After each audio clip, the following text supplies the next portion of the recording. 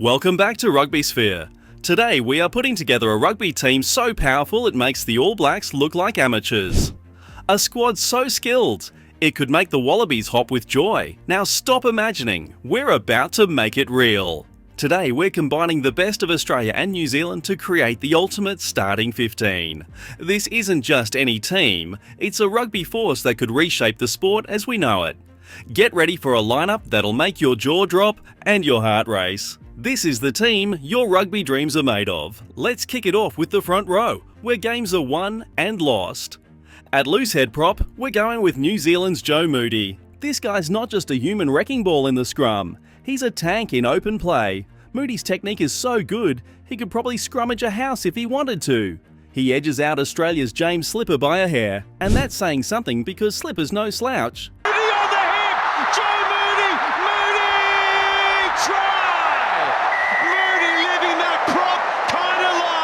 For hooker, it's a tough call, but Dane Coles gets the nod. His line-out throwing is so pinpoint accurate, you'd think he had GPS in his hands. And in open play, he moves like a back, leaving defenders clutching at thin air. Sorry, Aussie fans, but Brandon Paenga Amosa just misses out. Don't worry though, we've got plenty of green and gold coming up. Tight head prop goes to Taniela Tupu from Australia. They don't call him Tongan Thor for nothing. This guy's a beast in the scrum, capable of turning opposition front rows into human pretzels. But here's the kicker, he's got hands softer than butter in open play. Oh my goodness! Oh my goodness! Beverly holds it in, here's Tupou. Tupou beats the first, Tupou still going! Taniela Tupou! You cannot stop him! Watching Tupou offload is like watching magic happen on the rugby field. Moving to the engine room, we've got a lock pairing that'll give opponents nightmares for weeks. Brodie Retallick from New Zealand is our first pick. This guy's got a rugby brain the size of a planet and a work rate that would make a Trojan horse jealous. He's always in the right place at the right time, whether it's stealing lineouts or making crucial tackles. Partnering with him is Australia's Isaac Rodda. Rodda's lineout skills are so good that he could probably steal the ball from a giraffe. His brutal defence and hard-running lines make him the perfect foil for Retallick. Charge down, sits up, inside ball from Hooper to Isaac Rodda. Finally. Together, they're like twin towers of power in the second row. Our back row is where things get really interesting. At blindside flanker, we're going with New Zealand's Shannon Frizzell. He's got the physicality to dominate the collision area and the speed to cause havoc in the wide channels. Frizzell is like a Swiss Army knife. He can do it all, and do it well. Open side flanker is a no-brainer. It's gotta be Michael Hooper from Australia. This guy's like a Duracell bunny with rugby skills. He never stops, never slows down, and never backs down. In fact, who made the tackle. Terrific tackle, the try saver by the Wallaby number 7. His leadership is second to none, and his ability to win turnovers is frankly ridiculous. Hooper could probably tackle a runaway train and come out on top. At number 8, we're picking Ardie Savea from New Zealand. He's got the perfect blend of power, pace, and skill. Barrett making a lot of carries with that number 6 on his back, and now Ardie Savea busting through. Can he sneak it away? Oh, he doesn't need to. Brilliant try by Ardie Savea. Savea's like a highlight reel waiting to happen. 1 minute he's smashing through tackles, the next he's sprinting away for a try. Sorry, Harry Wilson fans, but Savea is just on another level. Now for the backs, where the magic really happens. At scrum half, we're going with Australia's Nick White. His box kicking is so precise, you'd think he had a protractor in his boot. And his running game. Brown, and he got away from one, got it away to Geordie Barrett, and he's lost it in the tackle.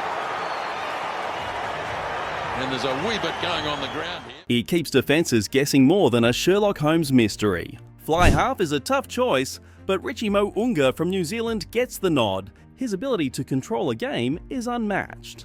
Watching Mo'unga orchestrate an attack is like watching a master conductor lead a symphony. Space here for Mo'unga, getting on the outside. Richie Mo'unga, oh brilliant, turns it back in field. Toby Taylor scores. His kicking out of hand is so good, it's like watching a golfer with a wedge, always landing exactly where he wants it. In the centres, we're pairing up New Zealand's Jack Goodhue with Australia's Hunter Paisame. Goodhue's defensive organisation is so good, he could probably coordinate traffic in Tokyo. There's Williams, fires it away. Now could open up with the pace of Barrett. He's got support from Goodhue. Here's the first try coming up. Jack Goodhue's in. His subtle attacking skills complement Paisami's direct running and offloading ability perfectly. Paisami hits gaps harder than a meteorite hitting Earth, creating space for his outside backs. On the wings, we've got a pair of flyers that could give Usain Bolt a run for his money. Marika Koroibete from Australia takes one spot. This guy could step you in a phone booth and accelerate so fast, he'd leave skid marks. The midfield readjusts for Australia. That's gone backwards. Koroibete is clean away. It's a wonderful solo effort. Marika Koroibete all the way.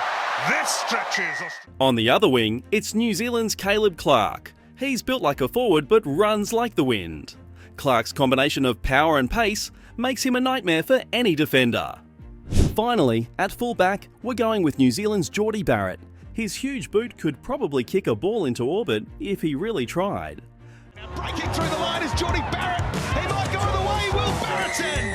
Barrett's ability to join the line makes him the perfect last line of defence and first line of attack. He's got the vision of an eagle and the bravery of a lion under the high ball. This dream team would be coached by a duo that could outthink a supercomputer, Dave Rennie from Australia and Ian Foster from New Zealand. Rennie's innovative attacking strategies combined with Foster's tactical nous. To be honest, he didn't seem concerned at all about the opportunity to start. Thought he was fantastic. Would be an unbeatable combination. They'd have this team playing rugby from another planet. But let's not forget the bench. We've got some serious firepower waiting in the wings. Australia's Tate McDermott provides electric pace at scrum half, while New Zealand's Beauden Barrett offers versatility across the backline. In the forwards, Australia's Angus Bell and New Zealand's Asafo Aumua provide front row impact, with Lukan Salakai-Alotto and Akira Iwan covering the back five. Imagine the impact these players could make. McDermott darting around the fringes, Barrett slicing through gaps, Aumua bulldozing defenders, and Iwan offloading in the wide channels. It's enough to make any rugby fan weak at the knees. Training sessions for this team would be intense. Picture Hooper and Sevilla competing for turnovers, Mo'unga and White perfecting their kicking game, and Koroibete and Clarke having sprint-offs. The level of skill on display would be off the charts. But it's not just about individual brilliance.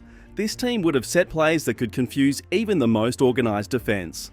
Imagine a line-out move with Retallick and Rodder creating a maul, only for Coles to peel away and link with Mo'unga, or a scrum plays where Tupu anchors rock solid, allowing White to feed Paisami crashing through the midfield. The potential combinations are endless. Mo'unga putting Koroibete through gaps, Barrett counter-attacking from deep, Surveyor and Hooper double-teaming unfortunate ball carriers. This team wouldn't just win games, they'd redefine how rugby is played. So there you have it, the ultimate team. A team that could take on the world and come out on top. But here's the real question, how would this team fare against a combined British and Irish Lions side? And who would you pick to lead this star-studded lineup? Hooper's relentless energy? Retallick's tactical genius? Or maybe Barrett's cool head is under pressure? And let's not forget the biggest question of all. What would their haka look like? A combination of the fierce All Blacks haka and the passionate Wallabies pre-match ritual could be the most spine-tingling war dance ever seen on a rugby field. The possibilities are endless, and the debates are just beginning. One thing's for sure, this team would change rugby forever, but don't take our word for it. Imagine them in action and let your rugby dreams run wild. Thanks for watching. If you enjoyed this video, don't forget to like, subscribe, and hit that notification bell to stay updated on our latest content. Have any questions or topics you'd like us to cover? Drop them in the comments below. Until next time.